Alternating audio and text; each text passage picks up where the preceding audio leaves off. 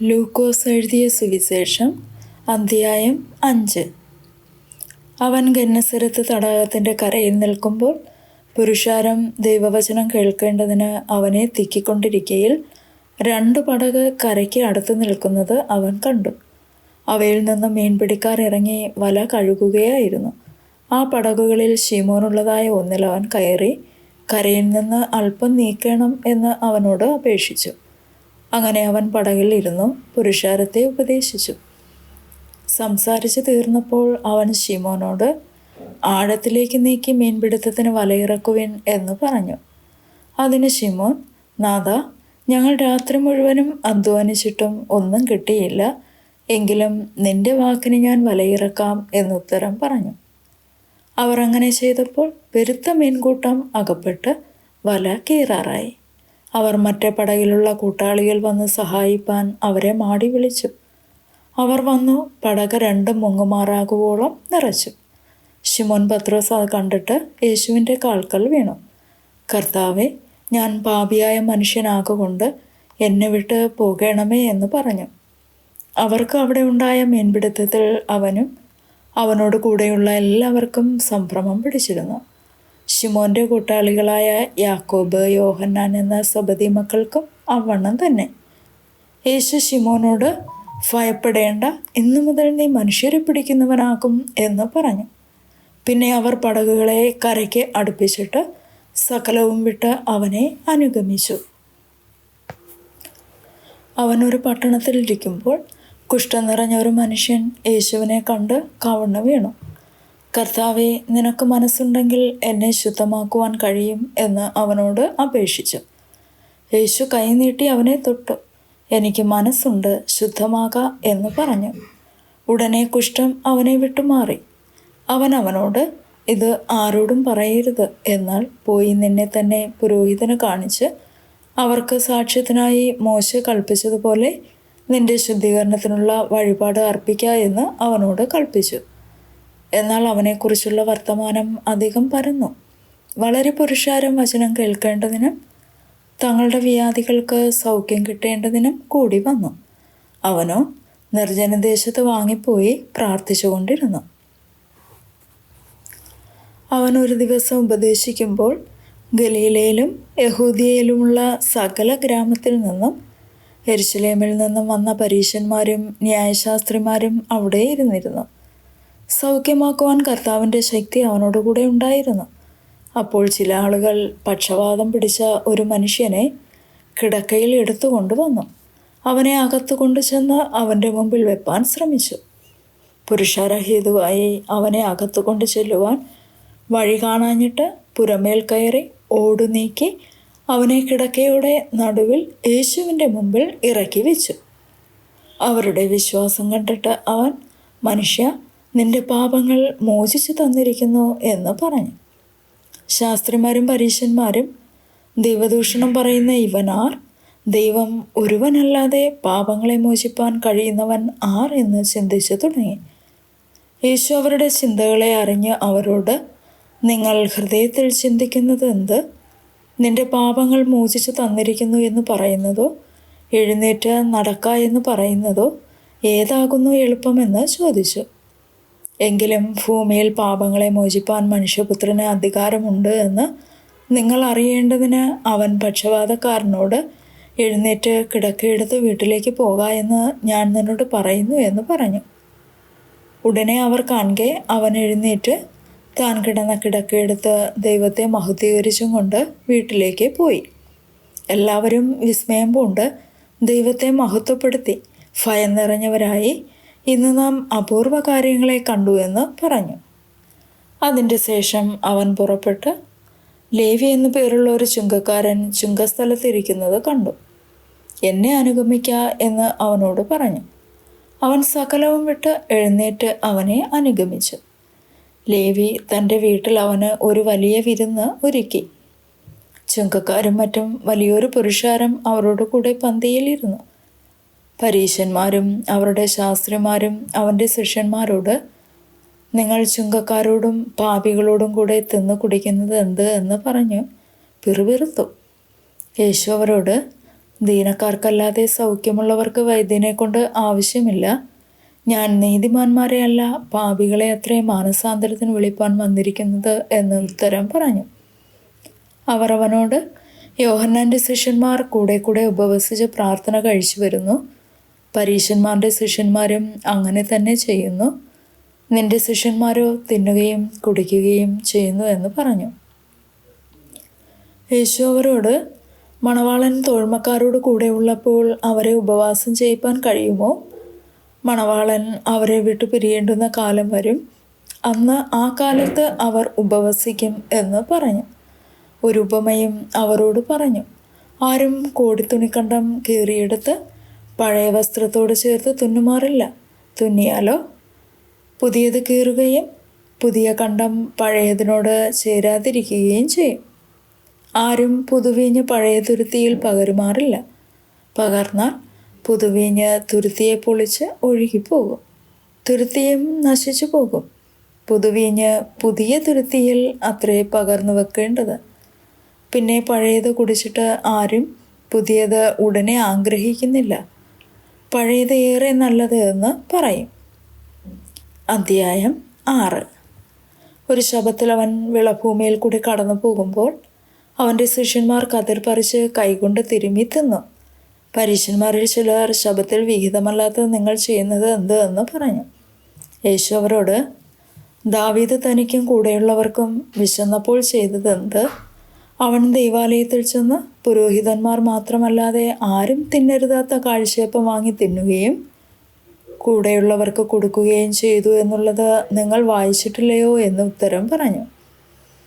മനുഷ്യപുത്രൻ ശബ്ബത്തിനും കർത്താവ് ആകുന്നു എന്നും അവരോട് പറഞ്ഞു. മറ്റൊരു ശബ്ബത്തിൽ അവൻ പള്ളിയിൽ ചെന്ന് ഉപദേശിക്കുമ്പോൾ വലങ്കൈ വരണ്ടുള്ള ഒരു മനുഷ്യൻ അവിടെ ഉണ്ടായിരുന്നു. ശാസ്ത്രിമാരും പരീശന്മാരും അവനെ കുറ്റം ചുമത്തുവാൻ സംഗതി കിട്ടേണ്ടതിന് അവൻ ശബ്ബത്തിൽ സൗഖ്യമാക്കുമോ എന്ന് നോക്കിക്കൊണ്ടിരുന്നു. അവരുടെ വിചാരം അറിഞ്ഞിട്ട് അവൻ വരണ്ട കൈയുള്ള മനുഷ്യനോട്, എഴുന്നേറ്റ് നടുവിൽ നിൽക്ക എന്ന് പറഞ്ഞു. അവൻ എഴുന്നേറ്റ് നിന്നു. യേശു അവരോട്, ഞാൻ നിങ്ങളോട് ഒന്ന് ചോദിക്കട്ടെ, ശബ്ബത്തിൽ നന്മ ചെയ്യുകയോ തിന്മ ചെയ്യുകയോ ജീവനെ രക്ഷിക്കുകയോ നശിപ്പിക്കുകയോ ഏത് വിഹിതം എന്ന് പറഞ്ഞു. അവരെ എല്ലാം ചുറ്റും നോക്കിയിട്ട് ആ മനുഷ്യനോട്, കൈ നീട്ടുക എന്ന് പറഞ്ഞു. അവൻ അങ്ങനെ ചെയ്തു. അവൻ്റെ കൈക്ക് സൗഖ്യം വന്നു. അവരോ ഭ്രാന്ത് നിറഞ്ഞവരായി യേശുവിനെ എന്ത് ചെയ്യേണ്ടു എന്ന് തമ്മിൽ ആലോചന കഴിച്ചു. ആ കാലത്ത് അവൻ പ്രാർത്ഥിക്കേണ്ടതിന് ഒരു മലയിൽ ചെന്നു. ദൈവത്തോടുള്ള പ്രാർത്ഥനയിൽ രാത്രി കഴിച്ചു. നേരം വെളുത്തപ്പോൾ അവൻ ശിഷ്യന്മാരെ അടുക്കൽ വിളിച്ച് അവരിൽ 12 പേരെ തിരഞ്ഞെടുത്തു. അവർക്ക് അപ്പോസ്തലന്മാർ എന്നും പേർ വിളിച്ചു. അവർ ആരെന്നാൽ, പത്രോസ് എന്ന് പേർ വിളിച്ച ശിമോൻ, അവൻ്റെ സഹോദരനായ അന്ത്രയാസ്, യാക്കോബ്, യോഹന്നാൻ, ഫിലിപ്പോസ്, ബർത്തലോമായി, മത്തായി, തോമസ്, അൽഫായുടെ മകനായ യാക്കോബ്, എരിവുകാരനായ ശിമോൻ, യാക്കോബിൻ്റെ സഹോദരനായ യൂദ, ദ്രോഹിയായിത്തീർന്ന ഇസ്കര്യോത്ത് യൂദ എന്നിവർ തന്നെ. അവൻ അവരോട് കൂടെ ഇറങ്ങി സമഭൂമിയിൽ നിന്നു. അവരുടെ ശിഷ്യന്മാരുടെ കൂട്ടവും യഹൂദിയയിൽ എല്ലായിടത്തു നിന്നും യെരുശലേമിൽ നിന്നും സോർ സീദോൻ എന്ന സമുദ്രതീരങ്ങളിൽ നിന്നും അവൻ്റെ വചനം കേൾപ്പാനും രോഗശാന്തി കിട്ടുവാനും വന്ന ബഹുപുരുഷാരവും ഉണ്ടായിരുന്നു. അശുദ്ധാത്മാക്കൾ ബാധിച്ചവരും സൗഖ്യം പ്രാപിച്ചു. ശക്തി അവനിൽ നിന്ന് പുറപ്പെട്ട് എല്ലാവരെയും സൗഖ്യമാക്കുക കൊണ്ട് പുരുഷാരമൊക്കെയും അവനെ തൊടുവാൻ ശ്രമിച്ചു. അനന്തരം അവൻ ശിഷ്യന്മാരെ നോക്കി പറഞ്ഞത്, ദരിദ്രന്മാരായ നിങ്ങൾ ഭാഗ്യവാന്മാർ, സ്വർഗരാജ്യം നിങ്ങൾക്കുള്ളത്. ഇപ്പോൾ വിശക്കുന്നവരായ നിങ്ങൾ ഭാഗ്യവാന്മാർ, നിങ്ങൾക്ക് തൃപ്തി വരും. ഇപ്പോൾ കരയുന്നവരായ നിങ്ങൾ ഭാഗ്യവാന്മാർ, നിങ്ങൾ ചിരിക്കും.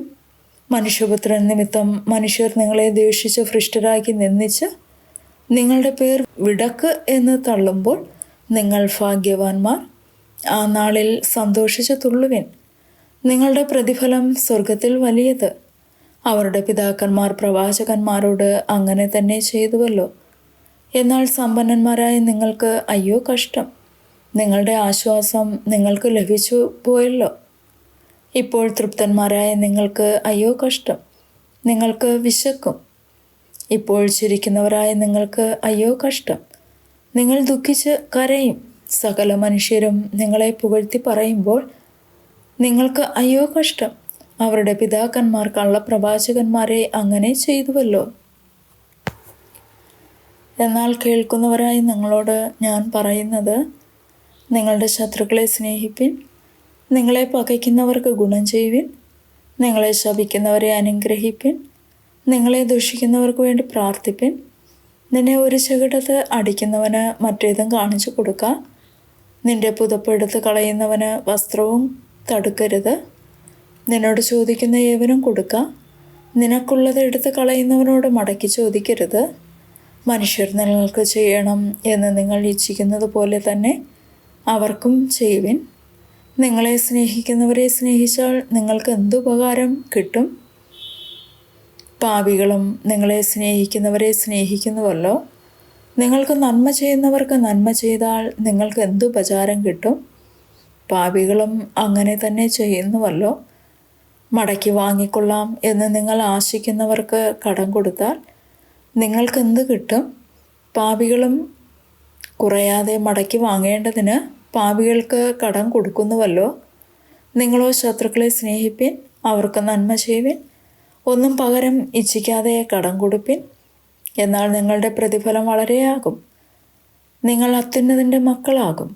അവൻ നന്ദി കെട്ടവരോടും ദുഷ്ടന്മാരോടും ദയാലുവല്ലോ. അങ്ങനെ നിങ്ങളുടെ പിതാവ് മനസ്സലിവുള്ളവനാകുന്നത് പോലെ നിങ്ങളും മനസ്സലിവുള്ളവർ ആകുവിൻ. വിധിക്കരുത്, എന്നാൽ നിങ്ങളെയും വിധിക്കയില്ല. ശിക്ഷയ്ക്ക് വിധിക്കരുത്, എന്നാൽ നിങ്ങൾക്കും ശിക്ഷാവിധി ഉണ്ടാകയില്ല.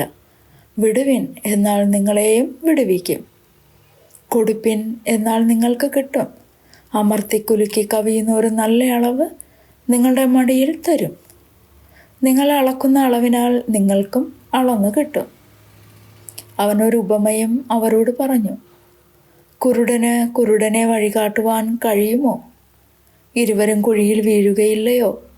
ശിഷ്യൻ ഗുരുവിന് മീതെയല്ല. അഭ്യാസം തികഞ്ഞവൻ എല്ലാം ഗുരുവിനെ പോലെ ആകും. എന്നാൽ നീ സഹോദരൻ്റെ കണ്ണിലെ കരട് നോക്കുകയും സ്വന്തം കണ്ണിലെ കോൾ വിചാരിക്കാതിരിക്കുകയും ചെയ്യുന്നത് എന്ത്? അല്ല, സ്വന്തം കണ്ണിലെ കോൾ നോക്കാതെ സഹോദര നിൽക്ക, നിന്റെ കണ്ണിലെ കരട് എടുത്തു കളയട്ടെ എന്ന് സഹോദരനോട് പറവാൻ നിനക്ക് എങ്ങനെ കഴിയും? കപടഭക്തിക്കാര, മുമ്പേ സ്വന്തം കണ്ണിലെ കോൾ എടുത്തു കളക, എന്നാൽ സഹോദരൻ്റെ കണ്ണിലെ കരട് എടുത്തു കളവാൻ വെടിപ്പായി കാണുമല്ലോ. ആകാത്ത ഫലം കായ്ക്കുന്ന നല്ല വൃക്ഷമില്ല, നല്ല ഫലം കായ്ക്കുന്ന ആകാത്ത വൃക്ഷവുമില്ല. ഏത് വൃക്ഷത്തെയും ഫലം കൊണ്ട് അറിയാം. മുള്ളിൽ നിന്ന് അത്തിപ്പഴം ശേഖരിക്കുകയും ഞെരിഞ്ഞിലിൽ നിന്ന് മുന്തിരിങ്ങ പറിക്കുകയും ചെയ്യുമാറില്ലല്ലോ. നല്ല മനുഷ്യൻ തൻ്റെ ഹൃദയത്തിലെ നല്ല നിക്ഷേപത്തിൽ നിന്ന് നല്ലത് പുറപ്പെടുവിക്കുന്നു. ദുഷ്ടൻ ദോഷമായതിൽ നിന്ന് ദോഷം പുറപ്പെടുവിക്കുന്നു.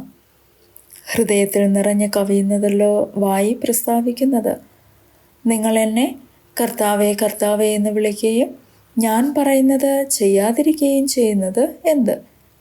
എൻ്റെ അടുക്കൽ വന്ന് എൻ്റെ വചനം കേട്ട് ചെയ്യുന്നവനെല്ലാം ഇന്നവനോട് തുല്യൻ എന്ന് ഞാൻ കാണിച്ചു തരാം. ആഴെ കുഴിച്ച് പാറമേൽ അടിസ്ഥാനമിട്ട് വീട് പണിയുന്ന മനുഷ്യനോട് അവൻ തുല്യൻ. വെള്ളപ്പൊക്കമുണ്ടായിട്ട് ഒഴുക്ക് വീട്ടിനോട് അടിച്ചു, എന്നാൽ അത് നല്ലവണ്ണം പണിതിരിക്ക കൊണ്ട് അത് ഇളകിപ്പോയില്ല. കേട്ടിട്ട് ചെയ്യാത്തവനോ അടിസ്ഥാനം കൂടാതെ മണ്ണിന്മേൽ വീട് പണിത മനുഷ്യനോട് തുല്യൻ. ഒഴുക്ക് അടിച്ച ഉടനെ അത് വീണു. ആ വീട്ടിൻ്റെ വീഴ്ച വലിയതുമായിരുന്നു. അധ്യായം 7. ജനം കേൾക്കെ തൻ്റെ വചനമൊക്കെയും പറഞ്ഞു തീർന്ന ശേഷം അവർ കവർണ്ണഭൂമിൽ ചെന്നു. അവിടെ ഒരു ശതാധിപന് പ്രിയനായ ദാസൻ ദീനം പിടിച്ച് മരിപ്പാറായിരുന്നു. അവൻ യേശുവിൻ്റെ വസ്തുത കേട്ടിട്ട് അവൻ വന്ന് തൻ്റെ ദാസനെ രക്ഷിക്കേണ്ടതിന് അവനോട് അപേക്ഷിപ്പാൻ യഹൂദന്മാരുടെ മൂപ്പന്മാരെ അവൻ്റെ അടുക്കൽ അയച്ചു. അവർ യേശുവിൻ്റെ അടുക്കൽ വന്ന് അവനോട് താൽപ്പര്യമായി അപേക്ഷിച്ചു. നീ അത് ചെയ്തു കൊടുപ്പാൻ അവൻ യോഗ്യൻ. അവൻ നമ്മുടെ ജനത്തെ സ്നേഹിക്കുന്നു, ഞങ്ങൾക്ക് ഒരു പള്ളിയും തീർപ്പിച്ച് തന്നിരിക്കുന്നു എന്ന് പറഞ്ഞു. യേശു അവരോട് കൂടെ പോയി. വീട്ടിനോട് അടുപ്പാറായപ്പോൾ ശതാധിപൻ സ്നേഹിതന്മാരെ അവൻ്റെ അടുക്കൽ അയച്ചു. കർത്താവെ, പ്രയാസപ്പെടേണ്ട, നീ എൻ്റെ പുരയ്ക്കകത്ത് വരുവാൻ ഞാൻ പോരാത്തവൻ, അതുകൊണ്ട് നിന്റെ അടുക്കൽ വരുവാൻ ഞാൻ യോഗ്യൻ എന്ന് എനിക്ക് തോന്നിയിട്ടില്ല. ഒരു വാക്ക് കൽപ്പിച്ചാൽ എൻ്റെ ബാല്യക്കാരന് സൗഖ്യം വരും. ഞാനും അധികാരത്തിന് കീഴ്പ്പെട്ട മനുഷ്യൻ. എൻ്റെ കീഴിൽ പടയാളികളുണ്ട്. ഒരുവനോട് പോക എന്ന് പറഞ്ഞാൽ അവൻ പോകുന്നു, മറ്റൊരുവനോട് വരിക എന്ന് പറഞ്ഞാൽ അവൻ വരുന്നു. എൻ്റെ ദാസനോട് ഇത് ചെയ്യുക എന്ന് പറഞ്ഞാൽ അവൻ ചെയ്യുന്നു എന്ന് പറയിച്ചു. യേശു അത് കേട്ടിട്ട് അവങ്കൽ ആശ്ചര്യപ്പെട്ട് തിരിഞ്ഞു നോക്കി. അനുഗമിക്കുന്ന കൂട്ടത്തോട്, ഇസ്രായേലിൽ കൂടെ ഇങ്ങനെയുള്ള വിശ്വാസം ഞാൻ കണ്ടിട്ടില്ല എന്ന് ഞാൻ നിങ്ങളോട് പറയുന്നു എന്ന് പറഞ്ഞു. ശതാധിപൻ പറഞ്ഞയച്ചിരുന്നവർ വീട്ടിൽ മടങ്ങി വന്നപ്പോൾ ദാസനെ സൗഖ്യത്തോടെ കണ്ടു. പിറ്റന്നാൾ അവൻ നയീൻ എന്ന പട്ടണത്തിലേക്ക് പോകുമ്പോൾ അവൻ്റെ ശിഷ്യന്മാരും വളരെ പുരുഷാരവും കൂടെ പോയി. അവൻ പട്ടണത്തിൻ്റെ വാതിലോട് അടുത്തപ്പോൾ മരിച്ചുപോയ ഒരുത്തനെ പുറത്തു കൊണ്ടുവരുന്നു. അവൻ അമ്മയ്ക്ക് ഏകജാതനായ മകൻ, അവളോ വിധവയായിരുന്നു. പട്ടണത്തിലെ ഒരു വലിയ പുരുഷാരവും അവളോട് കൂടെ ഉണ്ടായിരുന്നു. അവളെ കണ്ടിട്ട് കർത്താവ് മനസ്സലിഞ്ഞ് അവളോട്, കരയേണ്ട എന്ന് പറഞ്ഞു. അവൻ അടുത്ത് ചെന്ന് മഞ്ചം തൊട്ടു. ചുമക്കുന്നവർ നിന്നു. ബാല്യക്കാര, എഴുന്നേൽക്ക എന്ന് ഞാൻ നിന്നോട് പറയുന്നു എന്ന് അവൻ പറഞ്ഞു. മരിച്ചവൻ എഴുന്നേറ്റിരുന്ന് സംസാരിപ്പാൻ തുടങ്ങി. അവനവനെ അമ്മയ്ക്ക് ഏൽപ്പിച്ചു കൊടുത്തു. എല്ലാവർക്കും ഭയം പിടിച്ചു. ഒരു വലിയ പ്രവാചകൻ നമ്മുടെ ഇടയിൽ എഴുന്നേറ്റിരിക്കുന്നു, ദൈവം തൻ്റെ ജനത്തെ സന്ദർശിച്ചിരിക്കുന്നു എന്ന് പറഞ്ഞ് ദൈവത്തെ മഹത്വീകരിച്ചു. അവനെക്കുറിച്ചുള്ള ഈ ശ്രുതി യഹൂദയിൽ ഒക്കെയും ചുറ്റുമുള്ള നാടെങ്ങും പരന്നു. ഇതൊക്കെയും യോഹന്നാൻ്റെ ശിഷ്യന്മാർ അവനോട് അറിയിച്ചു. എന്നാൽ യോഹന്നാൻ തൻ്റെ ശിഷ്യന്മാരിൽ 2 പേരെ വിളിച്ച് കർത്താവിൻ്റെ അടുക്കൽ അയച്ചു. വരുവാനുള്ളവൻ നീയോ, അല്ല ഞങ്ങൾ മറ്റൊരുത്തനെ കാത്തിരിക്കണമോ എന്ന് പറയിച്ചു. ആ പുരുഷന്മാർ അവൻ്റെ അടുക്കൽ വന്നു, വരുവാനുള്ളവൻ നീയോ, അല്ല ഞങ്ങൾ മറ്റൊരുത്തനെ കാത്തിരിക്കണമോ എന്ന് ചോദിപ്പാൻ യോഹന്നാൻ സ്നാപകൻ ഞങ്ങളെ നിന്റെ അടുക്കൽ അയച്ചിരിക്കുന്നു എന്ന് പറഞ്ഞു.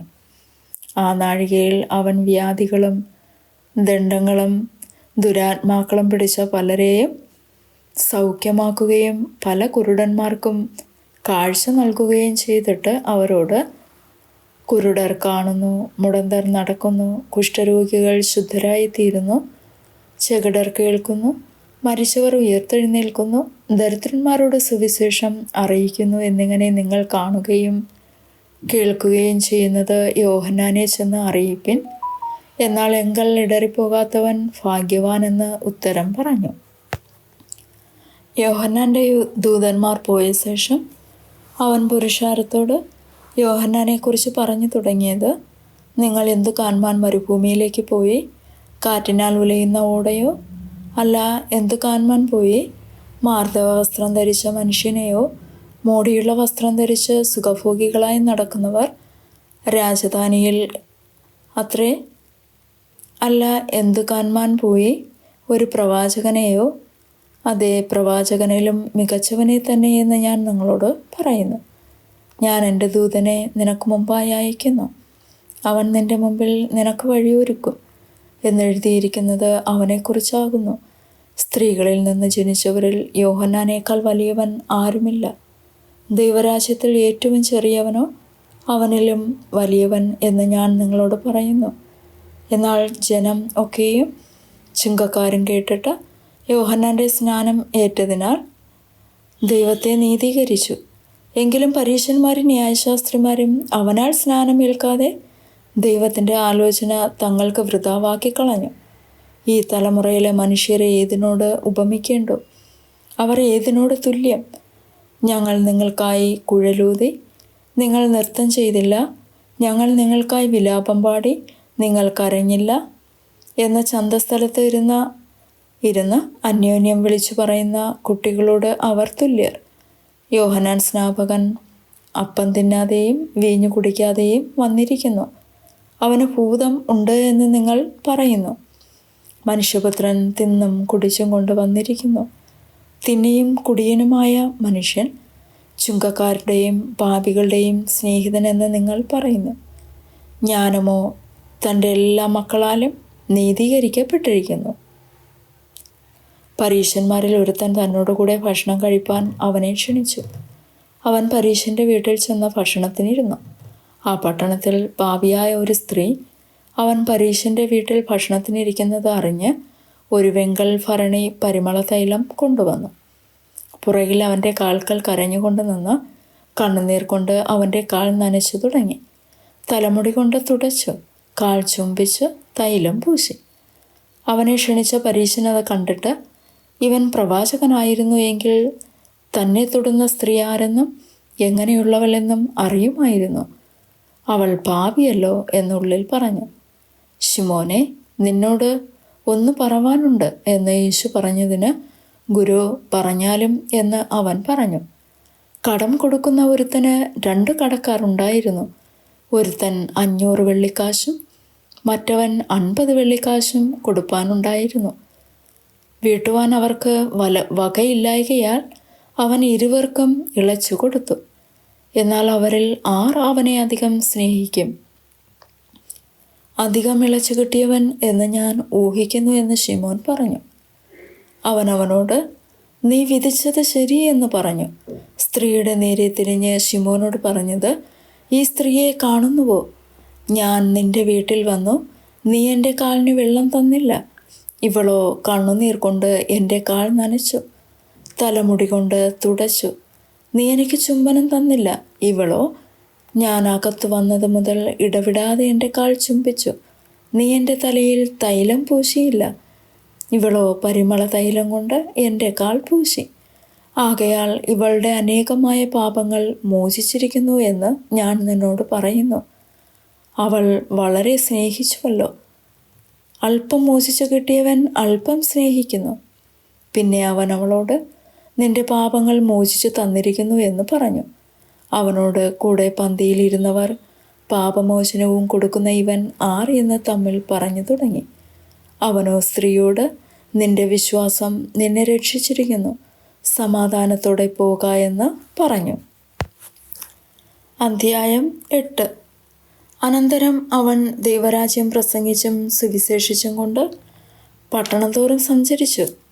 അവനോടുകൂടെ 12 അവൻ ദുരാത്മാക്കളെയും വ്യാധികളെയും നീക്കി സൗഖ്യം വരുത്തിയ ചില സ്ത്രീകളും 7 ഭൂതങ്ങൾ വിട്ടുപോയ മഗ്ദലക്കാരത്തി മറിയയും ഹെരോദാവിൻ്റെ കാര്യവിചാരകനായ കൂസയുടെ ഭാര്യ യോഹന്നായും ശൂസന്നായും തങ്ങളുടെ വസ്തുവക കൊണ്ട് അവർക്ക് ശുശ്രൂഷ ചെയ്തു പോന്ന മറ്റു പല സ്ത്രീകളും ഉണ്ടായിരുന്നു. പിന്നെ വലിയൊരു പുരുഷാരവും ഓരോ പട്ടണത്തിൽ നിന്നും അവൻ്റെ അടുക്കൽ വന്നവരും ഒരുമിച്ച് കൂടിയപ്പോൾ അവൻ ഉപമയായി പറഞ്ഞത്, വിതയ്ക്കുന്നവൻ വിത്ത് വിതപ്പാൻ പുറപ്പെട്ടു. വിതയ്ക്കുമ്പോൾ ചിലത് വഴിയരികെ വീണിട്ട് ചവിട്ടിപ്പോകുകയും ആകാശത്തിലെ പറവജാതി അതിനെ തിന്നുകളയുകയും ചെയ്തു. മറ്റു ചിലത് പാറമേൽ വീണു മുളച്ച് നനവില്ലായ്കയാൽ ഉണങ്ങിപ്പോയി. മറ്റു ചിലത് മുള്ളിനിടയിൽ വീണു, മുള്ളും കൂടെ മുളച്ച് അതിനെ ഞെരുക്കിക്കളഞ്ഞു. മറ്റു ചിലത് നല്ല നിലത്ത് വീണു, മുളച്ച് 100 മേനി ഫലം കൊടുത്തു. ഇത് പറഞ്ഞിട്ട് കേൾപ്പാൻ ചെവിയുള്ളവൻ കേൾക്കട്ടെ എന്ന് വിളിച്ചു പറഞ്ഞു.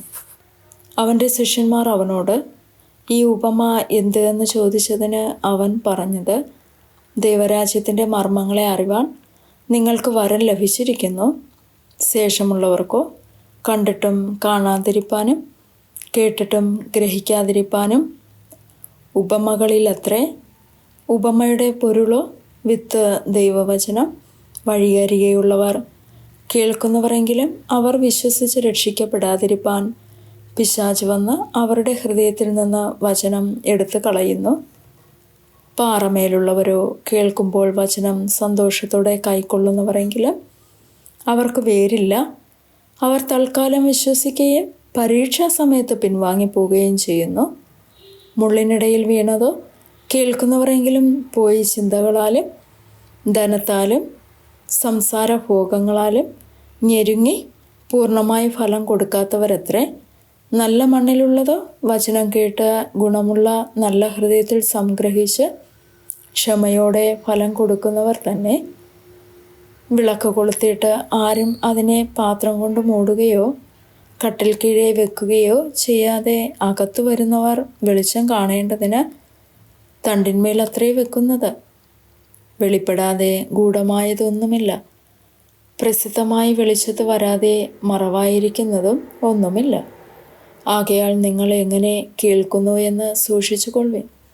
ഉള്ളവന് കിട്ടും, ഇല്ലാത്തവനോടോ ഉണ്ട് എന്ന് തോന്നുന്നതും കൂടെ എടുത്തു കളയും. അവൻ്റെ അമ്മയും സഹോദരന്മാരും അവൻ്റെ അടുക്കൽ വന്നു. പുരുഷാര നിമിത്തം അവനോട് അടുപ്പാൻ കഴിഞ്ഞില്ല.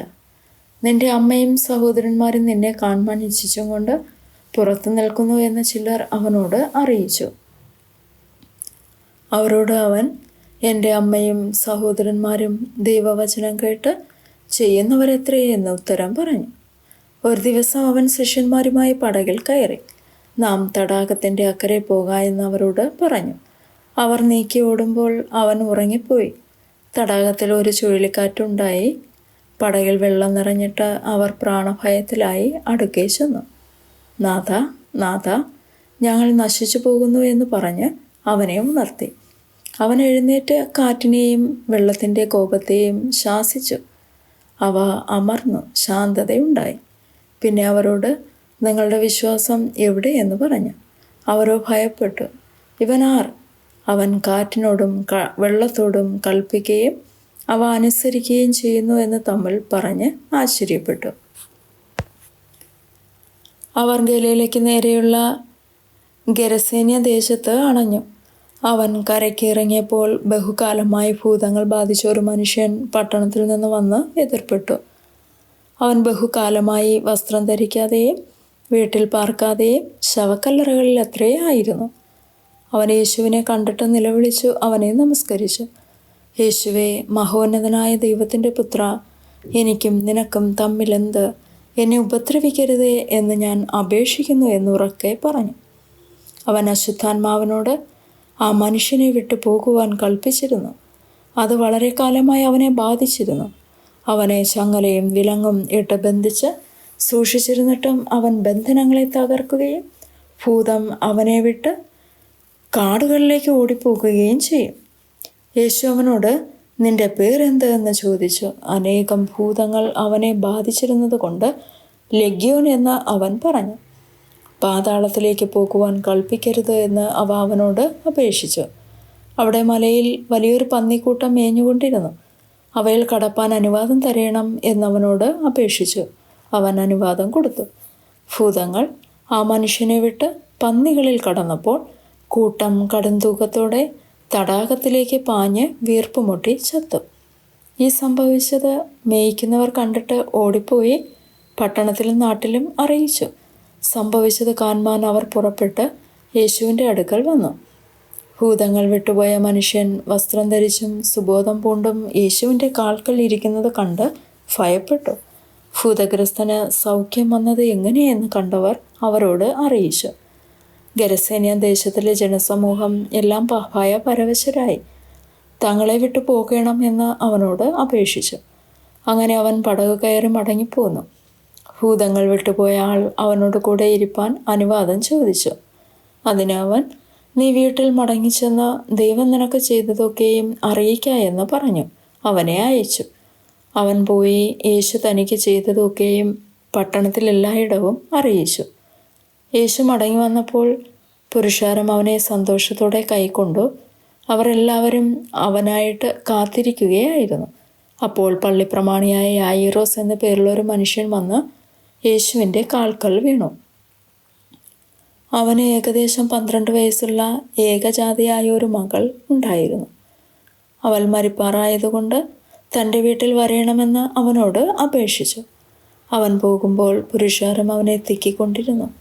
അന്ന് 12 സംവത്സരമായി രക്തസ്രവമുള്ളവളും മുതലെല്ലാം വൈദ്യന്മാർക്ക് കൊടുത്തിട്ടും ആരാലും സൗഖ്യം വരുത്തുവാൻ കഴിയാഞ്ഞവളുമായ ഒരു സ്ത്രീ പുറകിൽ അടുത്തു ചെന്ന് അവൻ്റെ വസ്ത്രത്തിൻ്റെ തൊങ്ങൽ തൊട്ടു. ഉടനെ അവളുടെ രക്തസ്രവം നിന്നുപോയി. എന്നെ തൊട്ടത് ആർ എന്ന് യേശു ചോദിച്ചു. എല്ലാവരും ഞാനല്ല ഞാനല്ല എന്ന് പറഞ്ഞപ്പോൾ, ഗുരു, പുരുഷാരം നിന്നെ തിക്കിത്തിരക്കുന്നു എന്ന് പത്രോസും കൂടെയുള്ളവരും പറഞ്ഞു. യേശുവോ, ഒരാൾ എന്നെ തൊട്ടു, എങ്കിൽ നിന്ന് ശക്തി പുറപ്പെട്ടത് ഞാൻ അറിഞ്ഞു എന്ന് പറഞ്ഞു. ഞാൻ മറഞ്ഞിരിക്കുന്നില്ല എന്ന് സ്ത്രീ കണ്ട് വിറച്ചും കൊണ്ട് വന്ന് അവൻ്റെ മുമ്പിൽ വീണു. അവനെ തൊട്ട സംഗതിയും തൽക്ഷണം സൗഖ്യമായതും സകല ജനവും കേൾക്കെ അറിയിച്ചു. അവൻ അവളോട്, മകളെ, നിന്റെ വിശ്വാസം നിന്നെ രക്ഷിച്ചിരിക്കുന്നു, സമാധാനത്തോടെ പോക എന്ന് പറഞ്ഞു. അവൻ സംസാരിച്ചു കൊണ്ടിരിക്കുമ്പോൾ തന്നെ പള്ളിപ്രമാണിയുടെ ഒരാൾ വന്ന്, നിന്റെ മകൾ മരിച്ചുപോയി, ഗുരുവിനെ പ്രയാസപ്പെടുത്തേണ്ട എന്ന് പറഞ്ഞു. യേശു അത് കേട്ടാറെ, ഭയപ്പെടേണ്ട, വിശ്വസിക്കുക മാത്രം ചെയ്യുക, എന്നാൽ അവൾ രക്ഷപ്പെടും എന്നവനോട് ഉത്തരം പറഞ്ഞു.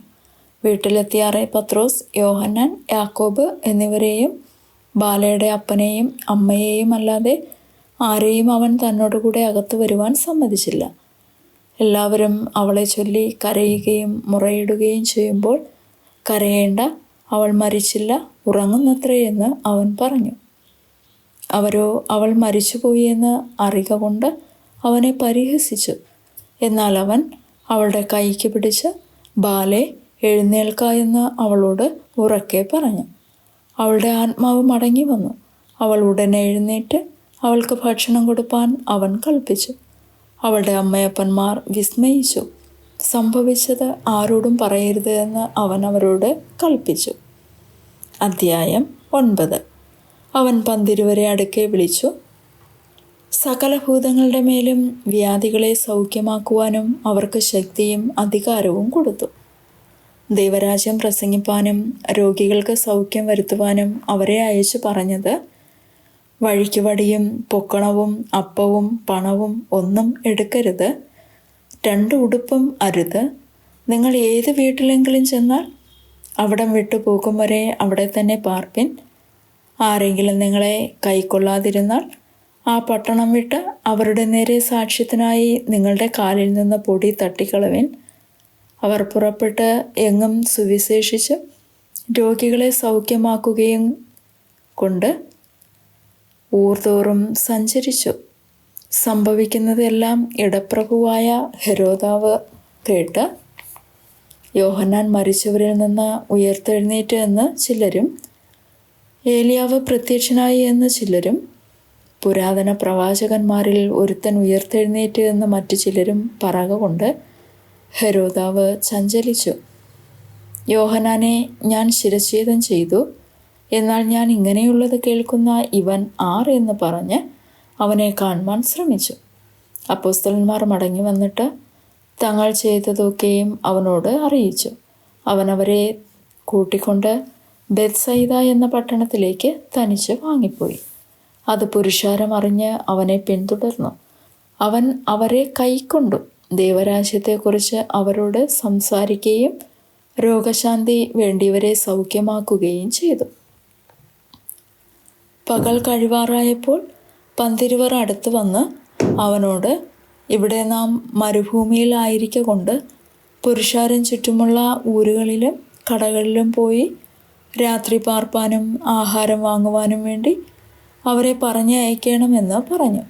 അവൻ അവരോട്, നിങ്ങൾ തന്നെ അവർക്ക് ഭക്ഷിപ്പാൻ കൊടുപ്പിൻ എന്ന് പറഞ്ഞതിന് 5 അപ്പവും 2 മീനുമല്ലാതെ അധികം ഞങ്ങളുടെ പക്കലില്ല. ഞങ്ങൾ പോയി ഈ സകല ജനത്തിനു വേണ്ടി ഭോജ്യങ്ങൾ കൊള്ളണമോ എന്ന് അവർ പറഞ്ഞു. ഏകദേശം 5000 പുരുഷന്മാർ ഉണ്ടായിരുന്നു. പിന്നെ അവൻ തൻ്റെ ശിഷ്യന്മാരോട്, അവരെ 50 വീതം പന്തിയായി ഇരുത്തുവിനെന്ന് പറഞ്ഞു. അവർ അങ്ങനെ ചെയ്തു എല്ലാവരെയും ഇരുത്തി. അവൻ ആ 5 അപ്പവും 2 മീനും എടുത്തുകൊണ്ട് സ്വർഗത്തേക്ക് നോക്കി അവയെ അനുഗ്രഹിച്ച് നുറുക്കി പുരുഷാരത്തിന് വിളമ്പുവാൻ ശിഷ്യന്മാരുടെ കയ്യിൽ കൊടുത്തു.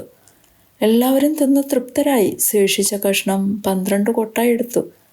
അവൻ തനിച്ച് പ്രാർത്ഥിച്ചു കൊണ്ടിരിക്കുമ്പോൾ ശിഷ്യന്മാർ കൂടെ ഉണ്ടായിരുന്നു. അവൻ അവരോട്, പുരുഷാരം എന്നെ ആരെന്ന് പറയുന്നു എന്ന് ചോദിച്ചു.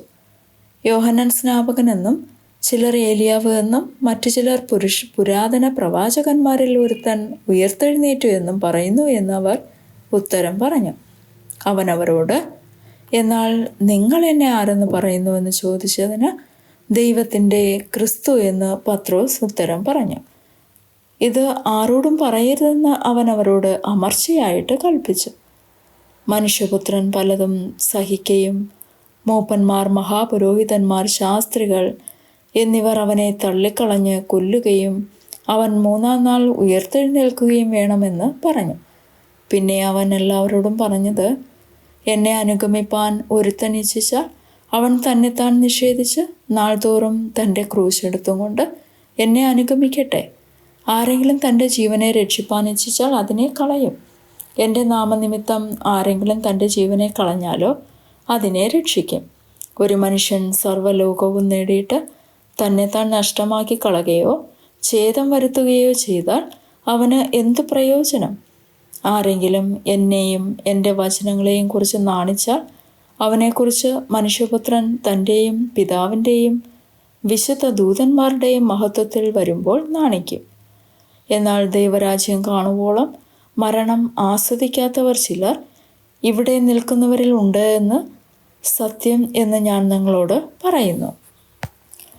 ഈ വാക്കുകളെ പറഞ്ഞിട്ട് ഏകദേശം 8 നാൾ കഴിഞ്ഞപ്പോൾ അവൻ പത്രോസിനെയും യോഹന്നാനെയും യാക്കോബിനെയും കൂട്ടിക്കൊണ്ട് പ്രാർത്ഥിപ്പാൻ മലയിൽ കയറിപ്പോയി. അവൻ പ്രാർത്ഥിക്കുമ്പോൾ മുഖത്തിൻ്റെ ഭാവം മാറി, ഉടുപ്പ് മിന്നുന്ന വെള്ളയായും തീർന്നു. 2 പുരുഷന്മാർ അവനോട് സംഭാഷിച്ചു, മോശയും ഏലിയാവും തന്നെ. അവർ തേജസ്സിൽ പ്രത്യക്ഷരായി അവൻ യെരൂശലേമിൽ പ്രാപിപ്പാനുള്ള നിര്യാണത്തെക്കുറിച്ച് സംസാരിച്ചു. പത്രോസും കൂടെയുള്ളവരും ഉറക്കത്താൽ ഭാരപ്പെട്ടിരുന്നു. ഉണർന്ന ശേഷം അവൻ്റെ തേജസ്സിനെയും അവനോടുകൂടെ നിൽക്കുന്ന 2 പുരുഷന്മാരെയും കണ്ടു. അവർ അവനെ വിട്ടു പിരിയുമ്പോൾ പത്രോസ് യേശുവിനോട്, ഗുരു, നാം ഇവിടെ ഇരിക്കുന്നത് നല്ലത്. ഞങ്ങൾ 3 കുടിൽ ഉണ്ടാക്കട്ടെ, ഒന്ന് നിനക്കും ഒന്ന് മോശയ്ക്കും ഒന്ന് ഏലിയാവിനും എന്ന് താൻ പറയുന്നത് ഇന്നത് എന്ന് അറിയാതെ പറഞ്ഞു. ഇത് പറയുമ്പോൾ ഒരു മേഘം വന്ന് അവരുടെ മേൽ നിഴലിട്ടു. അവർ മേഘത്തിലായപ്പോൾ പേടിച്ചു. മേഘത്തിൽ നിന്ന്, ഇവൻ എൻ്റെ പ്രിയപുത്രൻ, ഇവന് ചെവി കൊടുപ്പിൻ എന്നൊരു ശബ്ദം ഉണ്ടായി. ശബ്ദമുണ്ടായ നേരത്ത് യേശുവിനെ തനിയെ കണ്ടു. അവർ കണ്ടത് ഒന്നും ആ നാളുകളിൽ ആരോടും അറിയിക്കാതെ മൗനമായിരുന്നു. പിറ്റന്നാൾ അവർ മലയിൽ നിന്ന് ഇറങ്ങി വന്നപ്പോൾ ബഹുപുരുഷാരം അവനെ എതിരേറ്റു. കൂട്ടത്തിൽ നിന്ന് ഒരാൾ നിലവിളിച്ചു, ഗുരു, എൻ്റെ മകനെ കടാക്ഷിക്കണമെന്ന് ഞാൻ നിന്നോട് അപേക്ഷിക്കുന്നു. അവൻ എനിക്ക് ഏകജാതനാക്കുന്നു. ഒരാത്മാവ് അവനെ പിടിച്ചിട്ട് അവൻ പൊടുന്നനവെ നിലവിളിക്കുന്നു. അത് അവനെ നുരപ്പിച്ച് പിടപ്പിക്കുന്നു. പിന്നെ അവനെ ഞെരിച്ചിട്ട് പ്രയാസത്തോടെ വിട്ടുമാറുന്നു. അതിനെ പുറത്താക്കുവാൻ നിൻ്റെ ശിഷ്യന്മാരോട് അപേക്ഷിച്ചു, എങ്കിലും അവർക്ക് കഴിഞ്ഞില്ല എന്ന് പറഞ്ഞു. അതിന് യേശു, അവിശ്വാസവും കോട്ടവുമുള്ള തലമുറയെ, എത്രത്തോളം ഞാൻ നിങ്ങളോട് കൂടെയിരുന്ന് നിങ്ങളെ സഹിക്കും? നിൻ്റെ മകനെ ഇവിടെ കൊണ്ടുവരിക എന്നുത്തരം പറഞ്ഞു. അവൻ വരുമ്പോൾ തന്നെ ഭൂതം അവനെ തള്ളിയിട്ട് പിടപ്പിച്ചു. യേശു അശുദ്ധാത്മാവിനെ ശാസിച്ചു, ബാലനെ സൗഖ്യമാക്കി അപ്പനെ ഏൽപ്പിച്ചു. എല്ലാവരും ദൈവത്തിൻ്റെ മഹിമയെങ്കിൽ വിസ്മയിച്ചു. യേശു ചെയ്യുന്നതിലൊക്കെയും എല്ലാവരും ആശ്ചര്യപ്പെടുമ്പോൾ അവൻ തൻ്റെ ശിഷ്യന്മാരോട്, നിങ്ങൾ ഈ വാക്ക് ശ്രദ്ധിച്ചു കേട്ടുകൊള്ളുവിൻ. മനുഷ്യപുത്രൻ മനുഷ്യരുടെ കയ്യിൽ ഏൽപ്പിക്കപ്പെടുവാൻ പോകുന്നു എന്ന് പറഞ്ഞു. ആ വാക്ക് അവർ ഗ്രഹിച്ചില്ല. അത് തിരിച്ചറിയാതെ വണ്ണം അവർക്ക് മറഞ്ഞിരുന്നു. ആ വാക്ക് സംബന്ധിച്ച് അവനോട് ചോദിപ്പാൻ അവർ ശങ്കിച്ചു. അവരിൽ വെച്ച് ആർ വലിയവനെന്ന് ഒരു വാദം അവരുടെ ഇടയിൽ നടന്നു. യേശു അവരുടെ ഹൃദയവിചാരം കണ്ട് ഒരു ശിശുവിനെ എടുത്ത് അരികെ നിർത്തി. ഈ ശിശുവിനെ എൻ്റെ നാമത്തിൽ ആരെങ്കിലും കൈക്കൊണ്ടാൽ എന്നെ കൈക്കൊള്ളുന്നു. എന്നെ കൈക്കൊള്ളുന്നവനോ എന്നെ അയച്ചവനെ കൈക്കൊള്ളുന്നു. നിങ്ങളെല്ലാവരിലും ചെറിയവനായവൻ അത്രേ വലിയവനാകും എന്നവരോട് പറഞ്ഞു. നാഥ, ഒരുത്തൻ നിൻ്റെ നാമത്തിൽ ഭൂതങ്ങളെ പുറത്താക്കുന്നത് ഞങ്ങൾ കണ്ടു. ഞങ്ങളോട് കൂടെ നിന്നെ അനുഗമിക്കായികയാൽ അവനെ വിരോധിച്ചു എന്ന് യോഹന്നാൻ പറഞ്ഞതിന് യേശു അവരോട്, വിരോധിക്കരുത്, നിങ്ങൾക്ക് പ്രതികൂലമല്ലാത്തവൻ നിങ്ങൾക്ക് അനുകൂലമല്ലോ എന്ന് പറഞ്ഞു. അവൻ്റെ ആരോഹണത്തിനുള്ള കാലം തികയാറായപ്പോൾ അവൻ യെരൂശലേമിലേക്ക് യാത്രയാകുവാൻ മനസ്സുറപ്പിച്ച് തനിക്ക് മുമ്പായി ദൂതന്മാരെ അയച്ചു. അവർ പോയി അവനായി വട്ടം കൂട്ടേണ്ടതിന് ശമര്യക്കാരുടെ ഒരു ഗ്രാമത്തിൽ ചെന്നു. എന്നാൽ അവൻ യെരൂശലേമിലേക്ക് പോകുവാൻ ഭാവിച്ചിരിക്കയാൽ അവർ അവനെ കൈക്കൊണ്ടില്ല.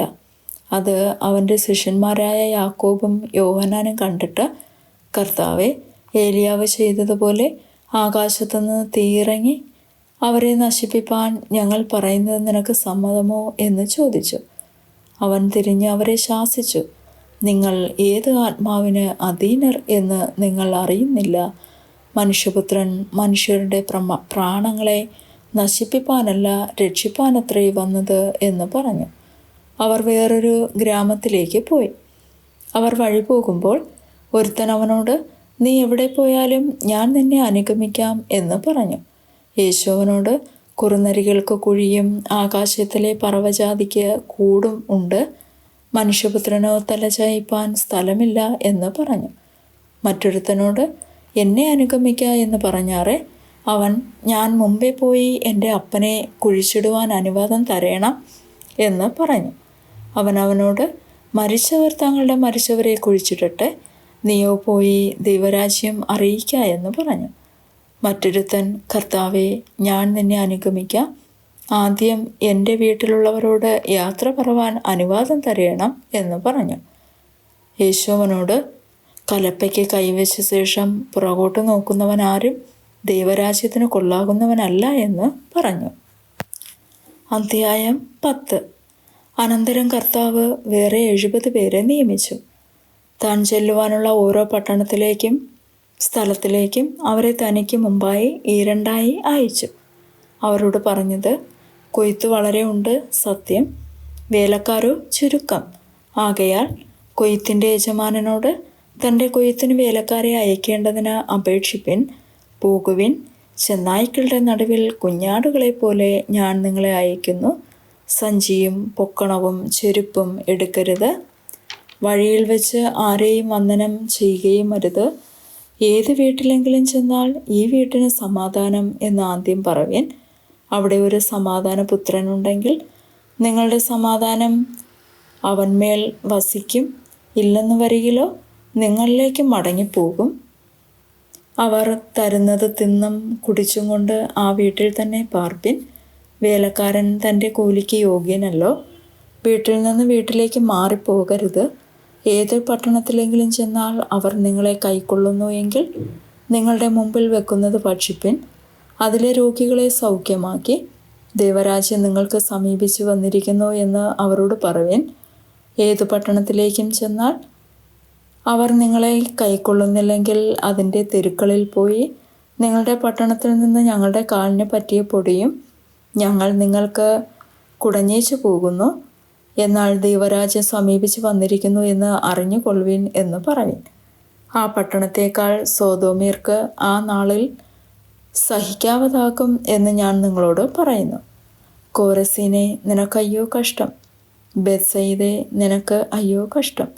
നിങ്ങളിൽ നടന്ന വീര്യപ്രവൃത്തികൾ സോരിലും സീദോനിലും നടന്നിരുന്നുവെങ്കിൽ അവർ പണ്ട് തന്നെ രട്ടിലും വണ്ണീറിലും ഇരുന്ന് മാനസാന്തരപ്പെടുമായിരുന്നു. എന്നാൽ ന്യായവിധിയിൽ നിങ്ങളെക്കാൾ സോരിനും സീദോനും സഹിക്കാവതാകും. നീയോ കവർണ്ണഹൂമേ, സ്വർഗത്തോളം ഉയർന്നിരിക്കുമോ? നീ പാതാളത്തോളം താണുപോകും. നിങ്ങളുടെ വാക്ക് കേൾക്കുന്നവൻ എൻ്റെ വാക്ക് കേൾക്കുന്നു. നിങ്ങളെ തള്ളുന്നവൻ എന്നെ തള്ളുന്നു. എന്നെ തള്ളുന്നവൻ എന്നെ അയച്ചവനെ തള്ളുന്നു. ആ 70 പേർ സന്തോഷത്തോടെ മടങ്ങി വന്നു. കർത്താവേ, നിന്റെ നാമത്തിൽ ഭൂതങ്ങളെ ഞങ്ങൾക്ക് കീഴടങ്ങുന്നു എന്ന് പറഞ്ഞു. അവൻ അവരോട്, സാത്താൻ മിന്നൽ പോലെ ആകാശത്തു നിന്ന് വീഴുന്നത് ഞാൻ കണ്ടു. പാമ്പുകളെയും തേളുകളെയും ശത്രുവിൻ്റെ സകല ബലത്തെയും ചവിട്ടുവാൻ ഞാൻ നിങ്ങൾക്ക് അധികാരം തരുന്നു. ഒന്നും നിങ്ങൾക്ക് ഒരിക്കലും ദോഷം വരുത്തുകയുമില്ല. എങ്കിലും ഭൂതങ്ങൾ നിങ്ങൾക്ക് കീഴടങ്ങുന്നതിലല്ല, നിങ്ങളുടെ പേർ സ്വർഗത്തിൽ എഴുതിയിരിക്കുന്നതിലത്രേ സന്തോഷിപ്പിൻ. ആ നാഴികയിൽ അവൻ പരിശുദ്ധാത്മാവിൽ ആനന്ദിച്ചു പറഞ്ഞത്, പിതാവേ, സ്വർഗത്തിനും ഭൂമിക്കും കർത്താവായുള്ളവേ, നീ ഇവ ജ്ഞാനികൾക്കും വിവേകികൾക്കും മറച്ച് ശിശുക്കൾക്ക് വെളിപ്പെടുത്തിയത് കൊണ്ട് ഞാൻ നിന്നെ വാഴ്ത്തുന്നു. അതേ പിതാവേ, ഇങ്ങനെ നിനക്ക് പ്രസാദം തോന്നിയല്ലോ. എൻ്റെ പിതാവ് സകലവും എങ്കൽ ഫലമേൽപ്പിച്ചിരിക്കുന്നു. പുത്രൻ ഇന്നവനെന്ന് പിതാവല്ലാതെ ആരും അറിയുന്നില്ല. പിതാവ് ഇന്നവനെന്ന് പുത്രനും പുത്രൻ വെളിപ്പെടുത്തി കൊടുപ്പാൻ ഇച്ഛിക്കുന്നവനും അല്ലാതെ ആരും അറിയുന്നതുമില്ല. പിന്നെ ശിഷ്യന്മാരുടെ നേരെ തിരിഞ്ഞ്, നിങ്ങൾ കാണുന്നതിനെ കാണുന്ന കണ്ണ് ഭാഗ്യമുള്ളത്. നിങ്ങൾ കാണുന്നതിനെ കാൺമാൾ ഏറിയ പ്രവാചകന്മാരും രാജാക്കന്മാരും ഇച്ഛിച്ചിട്ടും കണ്ടില്ല, നിങ്ങൾ കേൾക്കുന്നതിനെ കേൾപ്പാൻ ഇച്ഛിച്ചിട്ടും കേട്ടില്ല എന്ന് ഞാൻ നിങ്ങളോട് പറയുന്നു എന്ന് പ്രത്യേകം പറഞ്ഞു. അനന്തരം ഒരു ന്യായശാസ്ത്രി എഴുന്നേറ്റ്, ഗുരു, ഞാൻ നിത്യജീവന് അവകാശിയായി തീരുവാൻ എന്തു ചെയ്യണം എന്ന് അവനെ പരീക്ഷിച്ച് ചോദിച്ചു. അവൻ അവനോട്, ന്യായപ്രമാണത്തിൽ എന്ത് എഴുതിയിരിക്കുന്നു, നീ എങ്ങനെ വായിക്കുന്നു എന്ന് ചോദിച്ചതിന് അവൻ, നിന്റെ ദൈവമായ കർത്താവിനെ നീ പൂർണ്ണ ഹൃദയത്തോടും പൂർണ്ണാത്മാവോടും പൂർണ്ണ ശക്തിയോടും പൂർണ്ണ മനസ്സോടും കൂടെ സ്നേഹിക്കണമെന്നും കൂട്ടുകാരനെ നിന്നെപ്പോലെ തന്നെ സ്നേഹിക്കണമെന്നും തന്നെ എന്ന് ഉത്തരം പറഞ്ഞു. അവനവനോട്, നീ പറഞ്ഞ ഉത്തരം ശരി, അങ്ങനെ ചെയ്യുക, എന്നാൽ നീ ജീവിക്കും എന്ന് പറഞ്ഞു. അവൻ തന്നെത്താൻ നീതീകരിപ്പാൻ ഇച്ഛിച്ചിട്ട് യേശുവിനോട്, എൻ്റെ കൂട്ടുകാരൻ ആർ എന്ന് ചോദിച്ചതിന് യേശു ഉത്തരം പറഞ്ഞത്, ഒരു മനുഷ്യൻ യെരൂശലേമിൽ നിന്ന് യെരിഹോവിലേക്ക് പോകുമ്പോൾ കള്ളന്മാരുടെ കയ്യിൽ അകപ്പെട്ടു. അവർ അവനെ വസ്ത്രം അഴിച്ച് മുറിവേൽപ്പിച്ചു, അർത്ഥപ്രാണനായി വിട്ടേച്ചു പോയി. ആ വഴിയായി യാദൃശ്ചിക ഒരു പുരോഹിതൻ വന്നവനെ കണ്ടിട്ട് മാറിക്കടന്നുപോയി. അങ്ങനെ തന്നെ ഒരു ലേവ്യനും ആ സ്ഥലത്തിൽ എത്തി അവനെ കണ്ടിട്ട് മാറിക്കടന്നുപോയി. ഒരു ശമര്യക്കാരനോ വഴി പോകുകയിൽ അവൻ്റെ അടുക്കലെത്തി അവനെ കണ്ടിട്ട് മനസ്സലിഞ്ഞ് അവൻ്റെ അരികെ ചെന്ന് എണ്ണയും വീഞ്ഞും പകർന്ന് അവൻ്റെ മുറിവുകളെ കെട്ടി അവനെ തൻ്റെ വാഹനത്തിൽ കയറ്റി വഴിയമ്പലത്തിലേക്ക് കൊണ്ടുപോയി രക്ഷ ചെയ്തു. പിറ്റന്നാൾ അവൻ പുറപ്പെടുമ്പോൾ 2 വെള്ളിക്കാശ് എടുത്ത് വഴിയമ്പലക്കാരന് കൊടുത്തു. ഇവനെ രക്ഷ ചെയ്യണം, അധികം വല്ലതും ചെലവിട്ടാൽ ഞാൻ മടങ്ങി വരുമ്പോൾ തന്നുകൊള്ളാം എന്ന് അവനോട് പറഞ്ഞു. കള്ളന്മാരുടെ കയ്യിൽ അകപ്പെട്ടവന് ഈ മൂവരിൽ ഏവൻ കൂട്ടുകാരനായി തീർന്നോ എന്ന് നിനക്ക് തോന്നുന്നു? അവനോട് കരുണ കാണിച്ചവൻ എന്ന് അവൻ പറഞ്ഞു. യേശു അവനോട്, നീയും പോയി അങ്ങനെ തന്നെ ചെയ്യുക എന്ന് പറഞ്ഞു.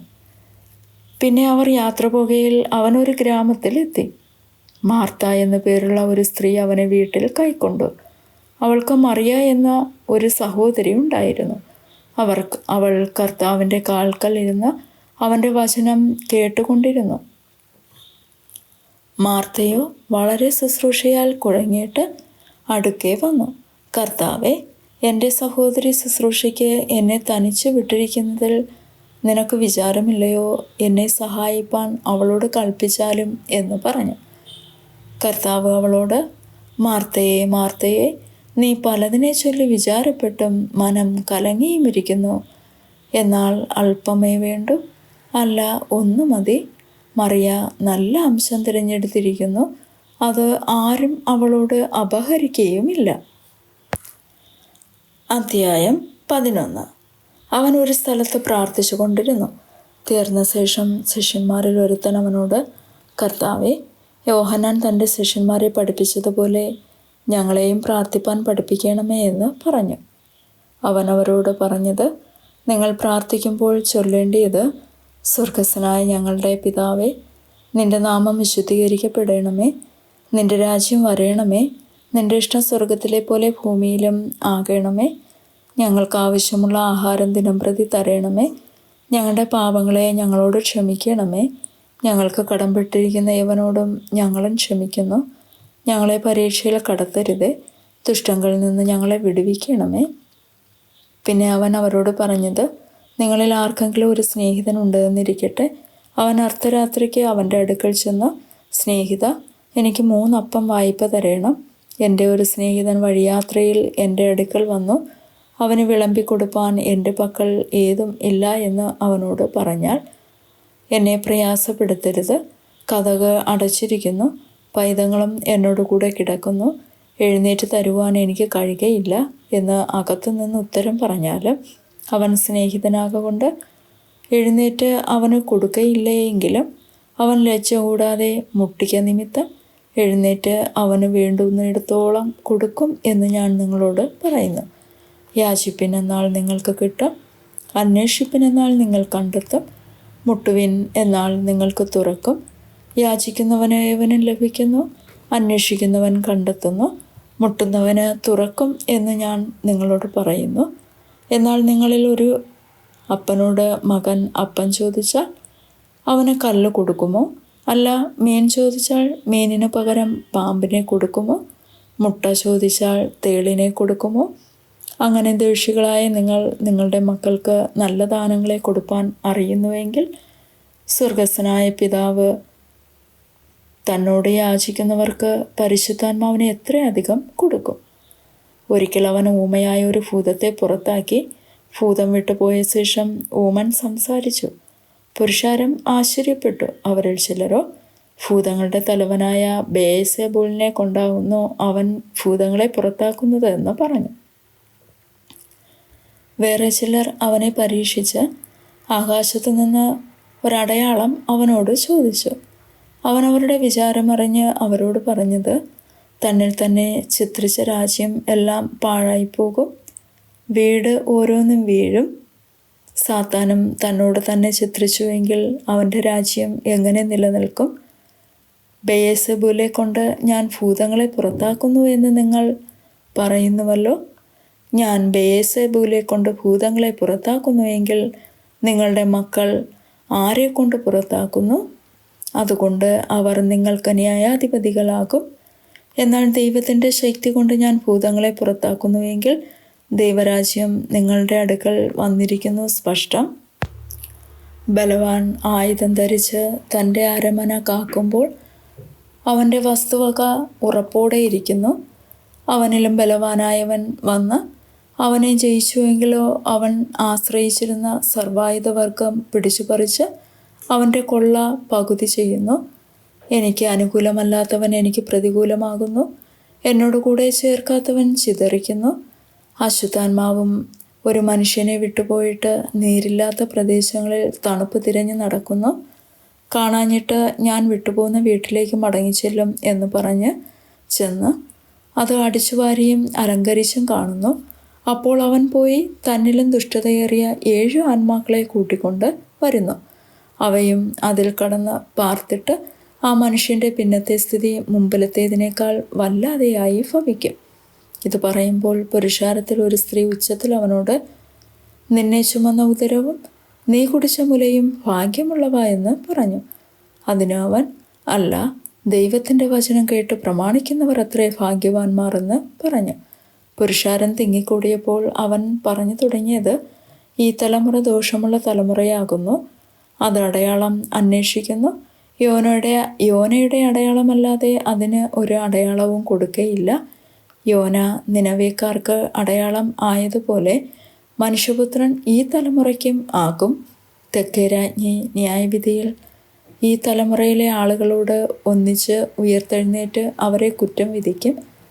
അവൾ ശലോമോൻ്റെ ജ്ഞാനം കേൾപ്പാൻ ഭൂമിയുടെ അറുതികളിൽ നിന്ന് വന്നുവല്ലോ. ഇവിടെ ഇതാ ശലോമോനിലും വലിയവൻ. നിനവേക്കാർ ന്യായവിധിയിൽ ഈ തലമുറയോട് ഒന്നിച്ച് എഴുന്നേറ്റ് അതിനെ കുറ്റം വിധിക്കും.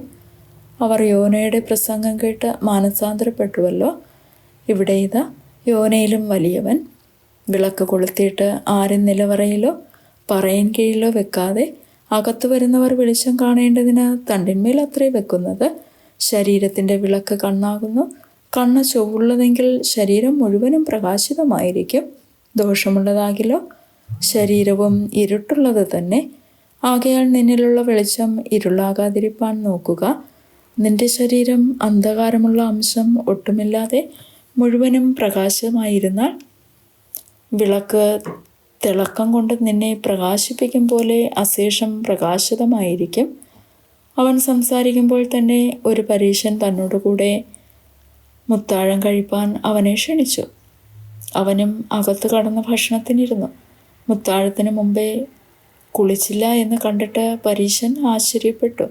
കർത്താവ് അവനോട്, പരീശന്മാരായ നിങ്ങൾ കിണ്ടിക്കിണ്ണങ്ങളുടെ പുറം വെടിപ്പാക്കുന്നു, നിങ്ങളുടെ ഉള്ളിലോ കവർച്ചയും ദുഷ്ടതയും നിറഞ്ഞിരിക്കുന്നു. മൂഢന്മാരെ, പുറം ഉണ്ടാക്കിയവനല്ലയോ അകവും ഉണ്ടാക്കിയത്? അകത്തുള്ളത് ഭിഷിയായി കുടിപ്പിൻ, എന്നാൽ സകലതും നിങ്ങൾക്ക് ശുദ്ധമാകും എന്ന് പറഞ്ഞു. പരീശന്മാരായ നിങ്ങൾക്ക് അയ്യോ കഷ്ടം! നിങ്ങൾ തുളസിയിലെയും അരൂതയിലും എല്ലാ ചീരയിലും പതാരം കൊടുക്കുകയും ന്യായവും ദൈവസ്നേഹവും വിട്ടുകളയുകയും ചെയ്യുന്നു. ഇത് ചെയ്യുകയും അത് ത്യജിക്കാതിരിക്കുകയും വേണം. പരീശന്മാരായ നിങ്ങൾക്ക് അയ്യോ കഷ്ടം! നിങ്ങൾക്ക് പള്ളിയിൽ മുഖ്യാസനവും അങ്ങാടിയിൽ വന്ദനവും പ്രിയമാകുന്നു. നിങ്ങൾക്ക് അയ്യോ കഷ്ടം, നിങ്ങൾ കാണുവാൻ കഴിയാത്ത കല്ലറകളെ പോലെ ആകുന്നു. അവയുടെ മീതെ നടക്കുന്ന മനുഷ്യർ അറിയുന്നില്ല. ന്യായശാസ്ത്രിമാരിൽ ഒരുത്തൻ അവനോട്, ഗുരു, ഇങ്ങനെ പറയുന്നതിനാൽ നീ ഞങ്ങളെ അപമാനിക്കുന്നു എന്ന് പറഞ്ഞു. അതിനു അവൻ പറഞ്ഞത്, ന്യായശാസ്ത്രിമാരായ നിങ്ങൾക്കും അയ്യോ കഷ്ടം. എടുപ്പാൻ പ്രയാസമുള്ള ചുമടുകളെ നിങ്ങൾ മനുഷ്യരെ കൊണ്ട് ചുമപ്പിക്കുന്നു. നിങ്ങൾ ഒരു വിരൽ കൊണ്ടുപോലും ആ ചുമടുകളെ തൊടുന്നില്ല. നിങ്ങൾക്ക് അയ്യോ കഷ്ടം. നിങ്ങൾ പ്രവാചകന്മാരുടെ കല്ലറകളെ പണിയുന്നു. നിങ്ങളുടെ പിതാക്കന്മാർ അവരെ കൊന്നു. അതിനാൽ നിങ്ങളുടെ പിതാക്കന്മാരുടെ പ്രവൃത്തികൾക്ക് നിങ്ങൾ സാക്ഷികളായിരിക്കുകയും സമ്മതിക്കുകയും ചെയ്യുന്നു. അവർ അവരെ കൊന്നു. നിങ്ങൾ അവരുടെ കല്ലറകളെ പണിയുന്നു.